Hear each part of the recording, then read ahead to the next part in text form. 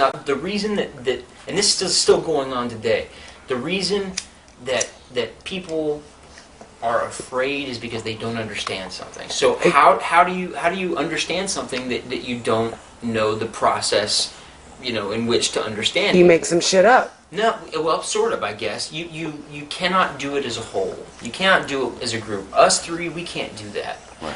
One person needs to go off into the desert for 40 days and think about it. And he'll come up with some vision. He'll say, well, fucking the sun is a golden button, and, we need to worship it, and one day when our bodies die, we'll become part of the golden button. Yeah, so he thinks that's a great idea because people are worried, man. They're looking down, their loved ones are dying. Once they're there and now they're just not, they're scared. So he goes off and he crafts this little philosophy, and then he comes back, sits down at the campfire, and he tells his friends about it, and they're like, wow, that comforts me.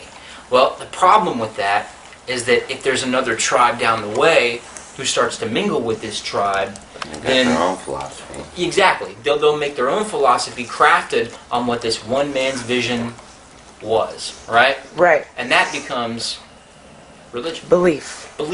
And then belief becomes ritual. Ritual becomes hate. Religion. And then blah, blah, blah. Religion becomes, entire civilizations are crafted on right, one I was just about to say single... religion becomes way of life, moral compass, exactly. Everything. People will die for a belief. So answer me this. When you have an entire civilization of people, this mass, this horde of people who are existing upon this one core belief that this one single man, who's no longer around, who went into a desert, to help a couple of people, find comfort. This whole now group of people are moving their civilization based, maybe unknowingly, on this one core belief.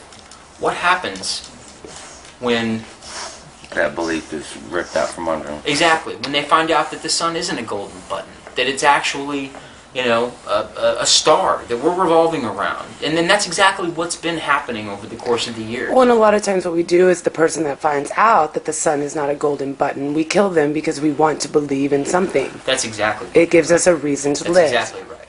So I'd have to agree with you on that, Chad. And the reason that these people are having these really, really, absurd and sometimes, violent apocalyptic fantasies is that I think that a lot of the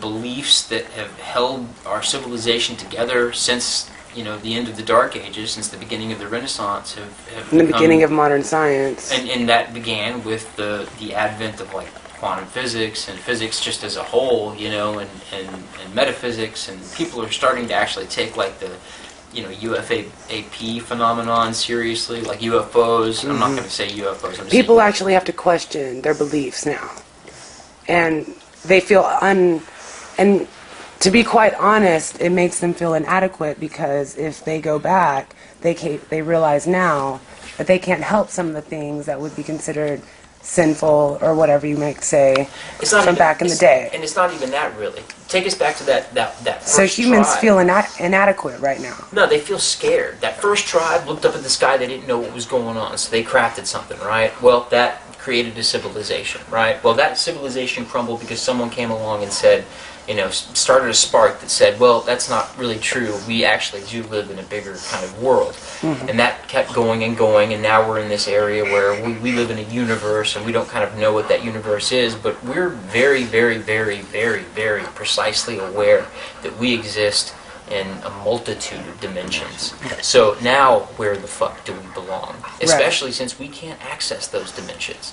And now there's these goddamn things fucking appearing in the middle of the fucking sky, hovering over cities that are the size of goddamn cities. Have you seen the Phoenix Lights? It's the fucking craziest goddamn thing in the world. Have you ever heard of the Fatima miracle? There was this thing in Portugal. And these three girls were having these visions, right, down by this creek of the Virgin Mary. And everyone was like, shut the fuck up. But every Sunday for, 3 months, they would come home and say, look, this is really happening. They would beat the girls. They actually incarcerated them. So they went back to the creek, and the Virgin Mary appeared, and they said, look, bring these people here. And we will I'll prove it to them. And so the next week, about 40 or 50 people came, and sure enough, this apparition appeared. So the next week, and this is the most fucked up thing you will ever hear, and it's verifiable through fact. I cannot fucking stress enough how important this is to my case. 60,000 people came to this hillside. 60 fucking thousand people. Skeptics, scientists, newspaper reporters. I mean, people of all faiths, all genders, all races, all colors, all creeds. And this is what they saw. These three girls are down by the creek, and they said, "Here she comes." And the sun, which was kind of foggy, actually dislocated from the firmament of the heavens and started zooming down towards these people. And all 60,000 of them fell on the ground and started fucking crying because they thought that the sun was going to come and crush them. Well, it wasn't the sun. It was a tiny little orb that had actually somehow gotten bigger in the sky. And it hovered over the girls. And the girls started convulsing and looking up at it and freaking out, and then they blacked out and they fucking fell on the ground. Well, when interviewed later, they said that this Virgin Mary gave them prophecies, and the prophecies to this day have never been revealed. And the guy who was in charge of that, this happened in 1917 in Portugal, right. Fatima, and the guy who was in charge of this, his name was Benny Ratz. You know who that is? It sounds familiar. That's our fucking Pope. That's right. That's our Pope. That's the greatest, and they call that a Christian miracle. That is a UFO phenomenon. That's a.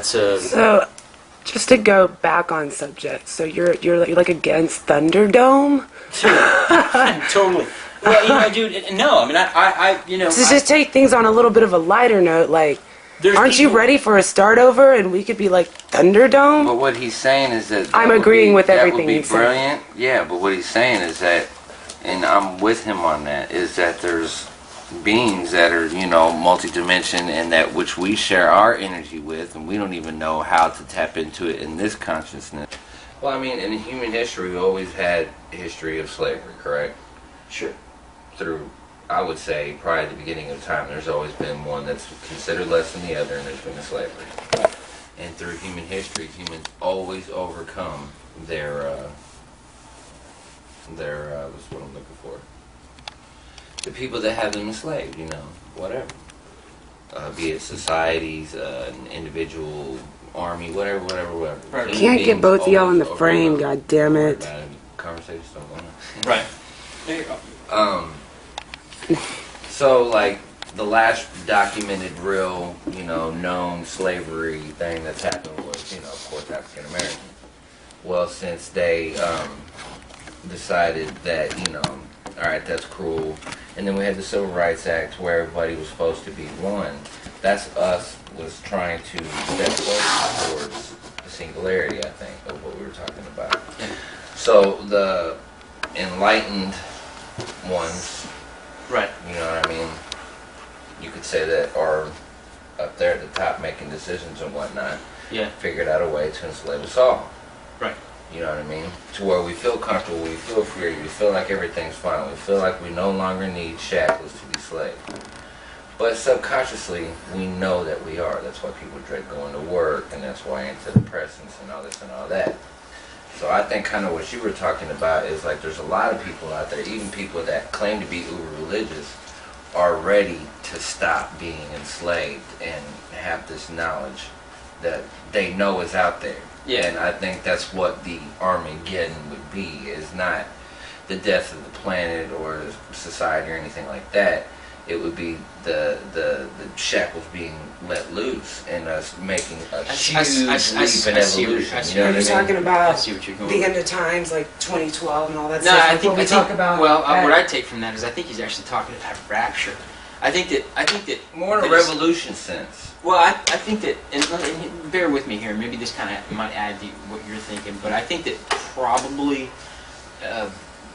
Well, I know for a fact there's this book called "Behold the Pale Horse," which I've actually renamed "Behold the Pale Argument." But it's this guy. He found all these papers, you know, and his name is William Cooper. He was an ex-Navy military, you know, intelligence officer. And he has these just, I'm not going to say crazy because, you know, who knows, he might be right. But he said that, you know, yeah, there are an elite few, the Bilderberg group, you know, who are really Right. trying to control. And that's fine, you know, whatever. Let them do what the fuck they want. Right. They cannot control the natural order of things. Exactly. Knowledge, they can control us. Sure, fuck yeah, man. I can craft something up in a couple of days to where I could have this whole goddamn community doing fucking two-steps in my Right. back lawn Right. while I'm drinking fucking, you know, daiquiris out of a unicorn's vagina. I don't give a fuck, dude. But what I'm saying is that true knowledge, as it's you know manifested throughout history, has given people the freedom to be themselves, and it's always started with a dark age, you know, and then somewhere, someone, somehow, something arises that says, well, we know more about this than you do. Let us kind of handle it. And Right. with the you know, the fall of the Roman Empire, and that was probably the end of the primitive age. Right. You know, that first idea. Because the Roman Empire and other empires before that were their elite had knowledge as Well, it was- far as what science found and this, that, and the other. Yeah, well, they that were also held from the people to keep them captive, Exactly. to keep them doing what they want. Exactly. And there was also an amalgamation of primitive societies from all over the world. Gauls, the French, which, I mean, it's just going to happen. The world will collapse. And there will be another dark age. And when that dark age happens, you know, I think we're in it. No, not yet. and it's not the survival of the we're fittest at the that cusp of it then. that will, you know, what's the word? Prevail. It is the survival of the fittest who can also understand why the civilization collapsed and what will make the next one collapse as well. And as long as you're on a path to that knowledge, towards that knowledge, with an understanding of you know yourself and your surroundings and obviously how to survive and eat and not be a total fucking douchebag, which I don't know. It's almost human nature to